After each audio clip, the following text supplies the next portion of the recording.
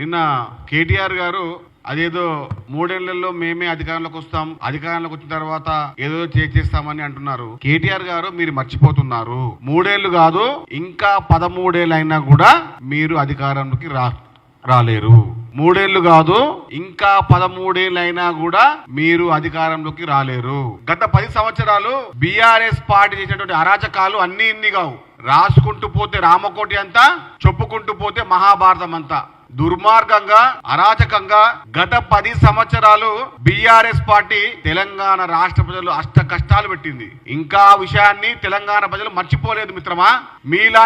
మీలాంటి దుర్మార్గులు రాష్ట్ర ఖజానాను దాచుకొని ఒకళ్ళు ఫామ్ హౌస్లు, ఒకళ్ళు ప్యాలెస్ కట్టుకున్నారు. గత 10 ఏళ్ళు కేటీఆర్ గారు మీ అరాచకాలు ఎట్లున్నాయంటే, ప్రతిరోజు ఒక విషయాన్ని చెబుతామనుకుంటే ఆ విషయానికి తగ్గట్టుగా మాట్లాడకుండా మీకు కావాల్సిన విషయాన్ని, అంటే అబద్ధాన్ని నిజం చేసే ప్రయత్నంలో బీఆర్ఎస్ పార్టీ చేసిన అరాచకాలు అన్ని కావు.